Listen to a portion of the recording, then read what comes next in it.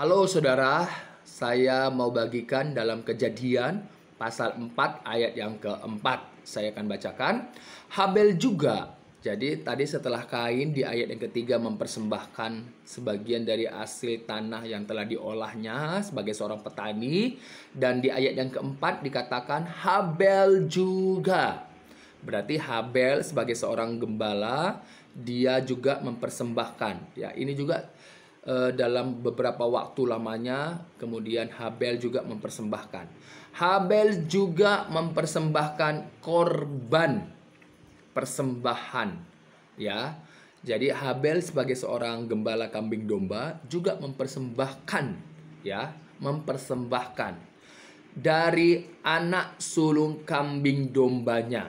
Karena dia adalah seorang gembala kambing domba, maka yang dipersembahkan adalah anak kambing domba juga, ya. Tidak mungkin dipersembahkannya hasil tanah karena itu bukan profesi dia.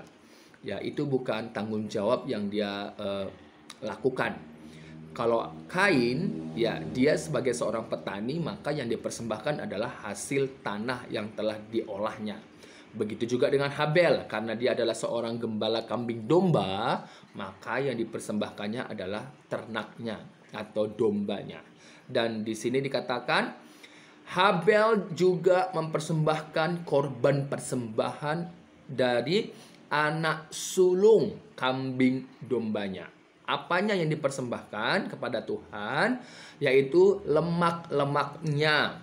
Lemak-lemaknya. Jadi kalau lemak-lemaknya yang ada dalam diri kambing dombanya, berarti dombanya pasti mati, ya. Pasti mati karena lemaknya yang diambil, yang dipersembahkan.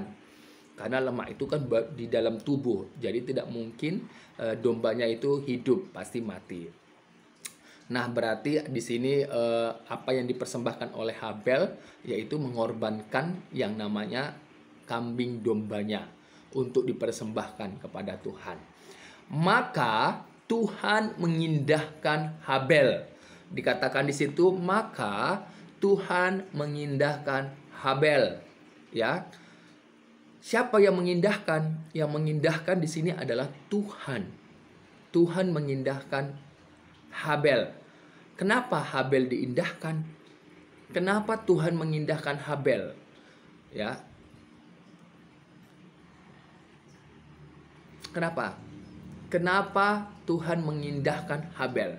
Karena kalau kita baca dalam Ibrani pasal 11 ayat 4, ya, di sana oleh iman, ya, coba kita buka dalam Ibrani pasal 11 ayat yang keempat, saya akan bacakan, ya. Karena iman Habel, ya, karena iman Habel telah mempersembahkan kepada Allah korban yang lebih baik daripada korban Kain. Dengan jalan itu ia memperoleh kesaksian kepadanya bahwa ia benar karena Allah berkenan akan persembahannya itu, dan karena iman ia masih berbicara sesudah ia mati. Jadi yang membuat Habel berkenan atas apapun yang dipersembahkannya itu karena iman Habel kepada Allah. Dari mana Habel bisa punya iman kepada Allah? Kalau kita lihat di mana orang tuanya Adam dan Hawa, Adam menerima perintah dari Tuhan Allah. Dalam Kejadian 2 ayat yang ke-17. Pada hari engkau memakan buah itu, pastilah engkau mati. Dan di Kejadian pasal 3 ayat 1 sampai yang ke-6, di mana terjadi komunikasi istri Adam berkomunikasi dengan ular. Padahal di balik dari ular itu adalah iblis yang menungganginya. Dan terjadilah pelanggaran di mana Hawa memberikan buah itu kepada Adam, dan Adam juga turut memakannya, sehingga terjadi perubahan karena mereka telah jatuh ke dalam dosa. Nah, karena akibat dari dosa itu terjadilah seperti yang dikatakan oleh Tuhan Allah, pasti engkau mati. Itu sebabnya Adam dan Hawa bersembunyi karena takut, ya, berusaha membuat cawat supaya tidak kelihatan ketelanjangannya. Tetapi tetap saja Adam dan Hawa mengalami ketakutan karena tidak bisa diselesaikan dengan pakaian dari daun-daunan.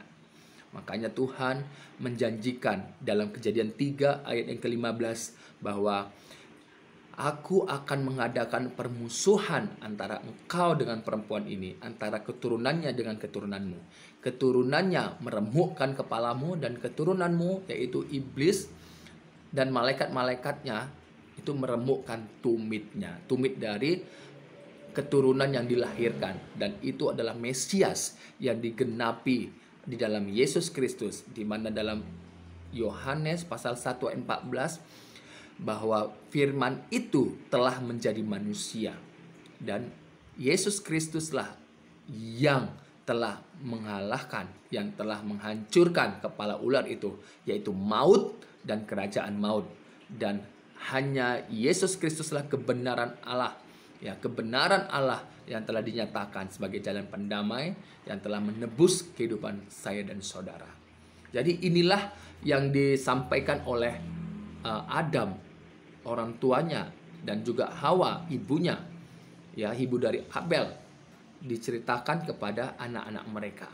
Makanya nanti dalam kitab Ulangan dikatakan di sana, ceritakanlah, katakanlah, ajarkanlah berulang-ulang kepada anak-anakmu, baik duduk, berdiri, tidur, dan lain sebagainya. Jadi ini jugalah yang menjadi dasar melihat kepada Adam dan Hawa menceritakan, mengatakan mengenai janji Allah, kabar baik itu dalam Kejadian 3:15 kepada Habel dan kepada Kain.